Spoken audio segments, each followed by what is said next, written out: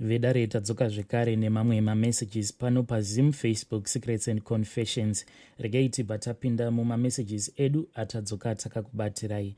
Hanzi, hello, please can you hide my identity? Inini ndiri mukadzi ane 40 years uye ndakaitawo mistake mulife mangu. Pandakaita mistake iyi ndainge ndichida kuachieva my dreams mukomanashi. Ndainge ndiri munhu wekuti ndaifarirawo zvemodeling nezvimwe zvinhu zvakangosiyana-siyana.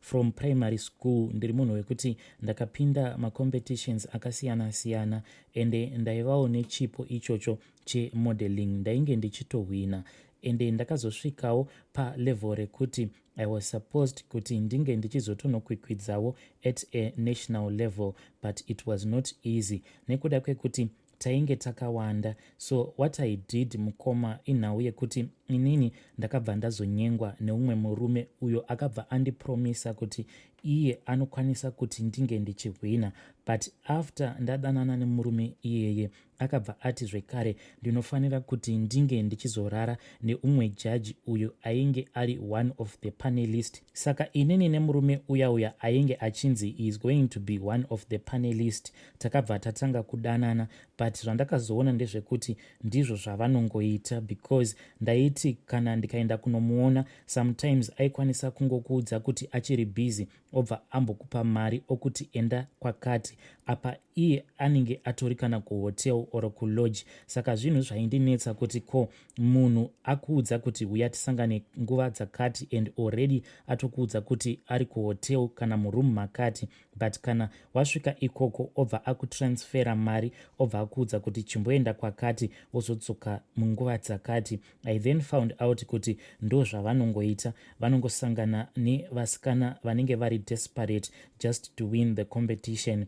Ndakati ndazosangana nababa vaya mukomanashi ndipo pandakazoona kuti already ndainge ndatobatira pamuviri, because I was also young at that time. Handina kana kumbogara ndazvifunga kuti let us use protection. Takangoita zvakadaro inini najaji ivavo pandakaona kuti ndainge ndabatira pamuviri, and at that time already ndainge ndiri munhu ainge ari kuvhasiti. Ndakabva ndatya kuti izvezvi ndiri munhu wekuti my family yainge yakatotarisirawo kwandiri as the first girl ainge akwanisa kusvikawo kuvhasiti. Ndakaona kuti kana ndikazodzokera kumba ndiine pamuviri zvimwe kuda vabereki vangu they will be disappointed in me. Ndakabva ndangoona kuti nyaya yainge iripo ndinofanira kuti ndinge ndichingoenderera mberi nechikoro. Ndokubva ndazoudza umwe shamwari yangu uyo wandainge ndichiwirirana naye. Iye ndakatomuudza kuti ndikuda kuti unge uchindibatsira kubvisa nhumbu iyi. Ndikabva ndamuudza kuti nesituation yangu yandakatarisana nayo uri kuzviziva kuti hazviite kuti ndinge ndichichengeta nhumbu iyoyo mukomanashi. Ndakati ndaudza friend yangu kuti ndaisakwanisa kuti ndinge ndichichengeta nhumbu iyoyo, akabva azondibatsira kuti tinge tichitsvaka vanhu vanoitawo zvekubvisa nhumbu. Takabva tazosangana neumwe mukadzi but ainge ari wechikuru. Iye akabva ati anokwanisa kundigadzirira rimwe rainge rakaita kunge guchu, so ndokubva andipa akati guchu iroro ndiro rinokwanisa kubvisa nhumbu iyoyo mune zvakanaka. Ndakabva ndaita abortion. Ndakati ndabvisa nhumbu iyoyo mukomanashi ndakazongorambawo ndichingodanana nevamwe vakomana vakangosiyana-siyana, ende ndaingotiwo kana ndikabatira pamuviri sezvo ndainge ndava kutoziva remedy yacho yekuti nhumbu inobviswa sei. Ndakabva ndabvisa nhumbu dzakati mukoma. Nhumbu dzandakabvisa dzakawandisa, ende kana ndikaverenga I think dzinokwanisa kusvika kuma8 or 10 dzacho dzandinoziva, ende nhumbu idzi zhinji dzacho ndaidzibvisa dzichiri diki, let's say kana dzichiri ne2 months ndipo pandaiwanzokuzodzibvisa nhumbu idzodzo. Pandinenge ndangoziva kuti panapa ndabatira pamuviri ndipo pandaibva ndabvisa nhumbu idzodzo.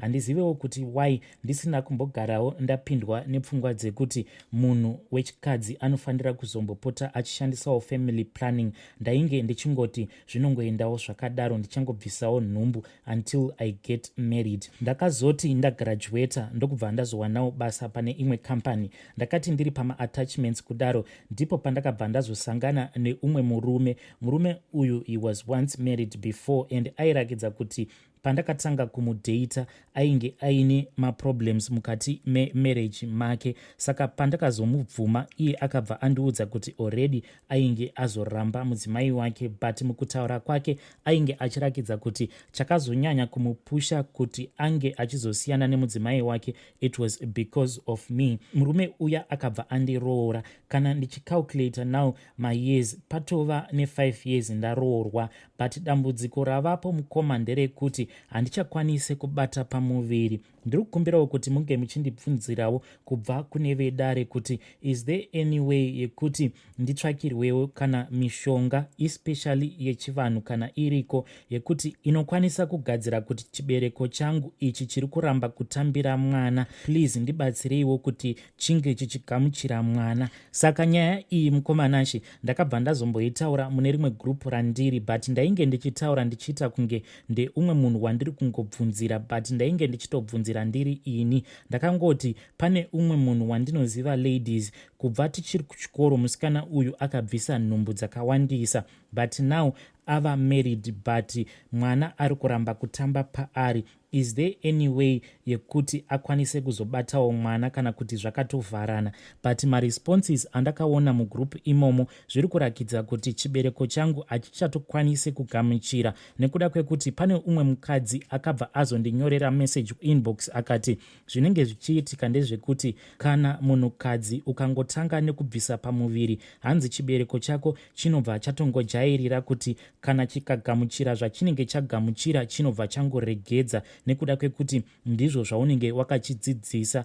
Please mukomanashi ndibatsireiwo, is this true? Ndibvunzireiwo kune vedare kuti chibereko changu chakatojaira here kuti chikagamuchira chinobva changoregedza. Kana kuri kumadoctors, ndakatomboenda kumadoctors murume wangu asingazivi, ndikatomboexplainawo situation yangu yekuti kubva ndichiri musikana wechidiki handizivi kuti mimba dzandakabvisa ingani. Dr. ivavo vandakaudza vakabva vandipa mamwe mapiritsi zvekare, vakabva vati kana ndikangopedza kushandisa mapiritsi awa ndinokwanisa kubva ndatobatira pamuviri, but kosi iyoyo yandainge ndakapiwa nadr. ivavo yakasvika pakupera, but nanhasi uno ndatadza kubatira pamuviri. Mukomanashi, inini handina kunge ndakamboudza my husband about my past. Ndaomerwa mukomanashi, ende murume wangu kwese kwatiri kufamba inini ndinenge ndichingoita kunge munhu asina kana chaanoziva. Kurarama kwandava kungoita izvezvi, chandava kuhwanda nacho ndechekuti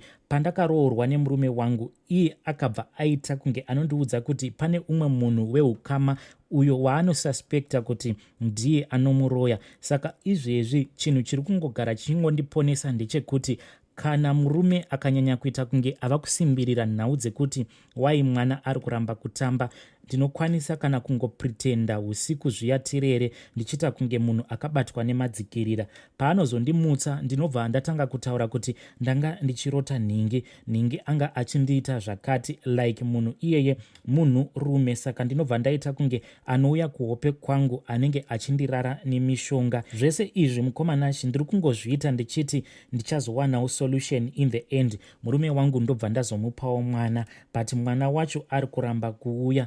Murume wangu ndingamuudza sei? Ndaomerwa mukomanashi, ndinoziva kuti ndakatadza, but I am not prepared to lose my husband. Handina kwekuenda mukoma, please ndibatsireiwo. Ndinoda help ndiwanewo mishonga especially yechiboy, ndiyo yandakanzwa kuti inokwanisa kundibatsira. Pane umwe akandiudza kuti ndinofanira kuti ndinge ndichienda kunogezwa ropa rose riri pandiri, hanzi ndiro riri kukonzeresa kuti nditadze kubata mwana, but ndiri kushaya kuti wacho anokwanisa kunondigeza kurwizi, nekuti mugrupu vakati munhu akadai hanzi anofanira kunotsvakirwa dziva kana kuti rukova runonzi runenge ruchiyera, ndiko kwaunoenda wobva wanogezwa ropa rinenge riri pauri. Paunozobuda mudziva imomo unenge wacheneswa. Kana kuinewo anokwanisa kundibatsira nenzira idzi, please mukoma ngaakupei nhamba dzenyu, ininiwo ndinozotsvakawo nzira dzekuti ndingazotaurawo naye sei.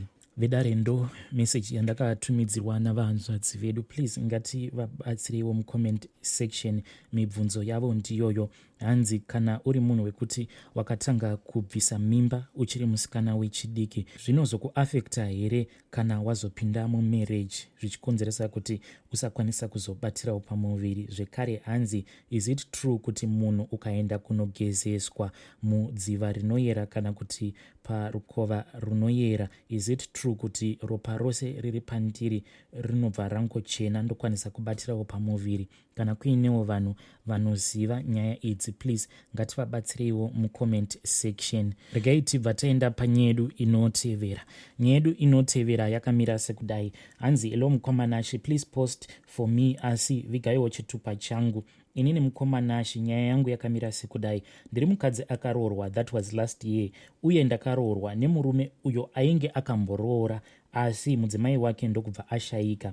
Asi ane mwana musikana uyo atoti kurei wandinova ndakasvika achigara nababa vake. Mwana uyu musikana ane 20 years. Inini ndakambopindawo mumarriage before, asi handina kukwanisa kuita mwana. Ndakangorambwawo zvainge zvisina tsarukano. Marriage yacho kwainge kusina kana kwayainge yamboenda. After meeting with my husband, uyo wandava kugara naye mukomanashi, iye akabva angondiudza kuti anoda mukadzi wekuti kana akagara naye anenge achizokwanisawo kuda mwana wake. Inini ndakabva ndati painge pasina kana problem. Takabva tatanga kugara tose. Right now mukomanashi ndakazvisenga.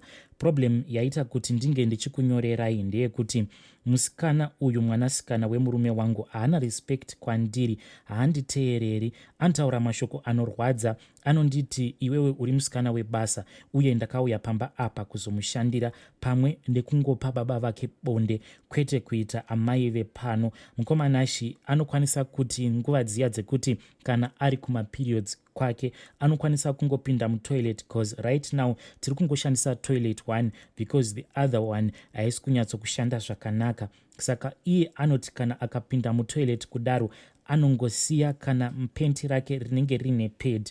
Inini manje ndava kungonyara kuti zvino kana ndikangosiya mapads ake nemapens anenge ane ropa, kana inini ndikasamabvisa zvino zvinozoita here kuti baba vemunhu vange vachizoona zvinhu zvakadaro. So most of the times ndinokwanisa kuzongotora zvinhu zviya ndobva ndazongonoisa kana mukabhaketi. Zvinhu izvi pandakatanga kuona zvichiitika ndainge ndichingonozvisiyawo padhoo pake, but ndaikwanisa kuzotoona kuti nguva idzo dzekuti baba vake vanenge vava kubvawo kubasa dzinenge dzava kukwana apa chichemba chiya chandinenge ndangosiya padhoo pake chinenge chingoripo ipapo, ende iye anenge achitobuda nekupinda mumba make achingochitarisa achingosiyana nazvo. So mukomanashi, trying to keep peace, zvandainge ndava kungoita ndezvekungoti ndaingozongobvisa mapedhi aya ndobva ndangokandawo mumvura ndobva ndangomawacha-wacha, but ndaiita zvekuwacha nechitanda ndobva ndangonoisa mabhurugwa ake pawaya. Mukoma, izvezvi mumba memwana uyu munonhuhwa, ende munhu wekuti kana kuri kubika haabiki, haatsvairi, haawachi, kana hembe dzake haambodziwachi, anogara achingondituka. And most of the times kana akandituka, munhu uya ane attitude yekuti kana achituka anobva abuda panze, anokwanisa kutoenda kunomira pagedhi achiti inini ndini muroyi, hanzi ndini ndakasakisa kuti amai vake vange vachizofa, ende ndini ndakavauraya kuti ndikwanise kugara nababa vake. Mubedroom anokwanisa kungopinda kana kuri kunzi handina kukiya bedroom, anongopinda panguva yaanenge achiti iye anenge achida kutaura nababa vake. Zvinhu izvi zviri kundishungurudza mumwoyo mangu apa ndakazvisenga. Makumbo angu mukomanashi izvezvi anokwanisa kungozvimba. I think kuti BP yava kutondi affecta. Panyaya dzese murume wangu haana kana sei, iye anenge achingoti she is growing up. Mupe time achiri kufunga about her mother, amai vake, hanzi the way yacho yavakafa nayo, it was so traumatizing for her. Zvinhu zvose izvi mukomanashi zviri kundirwadza, ende kana ndikataura zvandinenge ndataura iye anobva angoti just treat her as your own child. Mukomanashi, dai ndisina nhumbu ndaikwanisa hangu kungobva pamba apa. Kwandiri zvava kungoita sekunge inini ndiri pabarika nemwana uyu wemurume wangu. Mari chaiyo yechikafu handipiwe. Mwana uyu ndakangosvikawo achinzi ndiye anogara nekadhi, ende anoita zvaanoda nekadhi iroro. Unokwanisa kuzoti musi uya wamunenge maona kuti mumba mafuta hapasisina kana kuti zvimwe zvinhu mabasics mumba munenge musisina, kuzoti nhai tipewo kadhi tiende kunotenga, iye anobva ati mukadhi imomo hamusisina kana sendi. Baba vacho kuti unge uchivaudza kuti right now kana inini ndava inini amai vepamba, ndini ndinofanira kuti ndinge ndichiita mabhajeti kuti ndigare ndichingoziva kuti mukadhi munenge muine mari. Baba vacho havana kana sei yavanomboita, vanenge vachingoti kana tikaramba tichituka mwana tinenge tava kutongoramba tichimurangaridza rufu rwaamai vake. Mukomana achi ndiri kuda help kuti how best can I handle this issue. Dai pasina mimba iyi ndingadai ndaenda hangu, ndiri kurarama ndiri muchoto inini, ende ndiri kuona kuti murume wangu wacho wandakavinga ari kugara achingotora saidhi remwana, haambotariri divi rangu. Pamwe pane mweyawo uri pandiri usingadi imba, because zviri kuitika pamarriage iyi ndo zvakaitika zvekare kumashure. Takatanga tichigarisana zvakanaka but pakazongoguma pauya hama yemurume. Hama yemurume iyoyo ndiyo yakazokonzeresa kuti marriage yangu yekutanga inge ichingoparara, ende marriage iyoyo yakangoparara zvainge zvisina kana tsarukano. Mukomana achi ndinokumbirawo kuti munge muchindiposterawo nyaya yangu, ndibvunzireiwo kuti pakadai ndingazvifambisawo sei. Vedare ndo message yandakatumidzirwa navanzvadzi vedu. Zvakangoma hazvo vedu we, please ngatitaurei navo mucomment section. Ndiri kuona sekunge pane maproblems chaiwo akati one day ari kubva kumastep mothers, mamwe acho achibvawo kumastep daughters. Zvinhu izvi zvingagadzirisika sei? If you have any idea, please uyaiwo kuinbox tione kuti nhau dzakadai dzingagadzirisika sei. Vedari ndo mamessages andanga ndakakubatirai. Ngatisanganei zvekare mune zvimwe zvirongwa zvinotevera.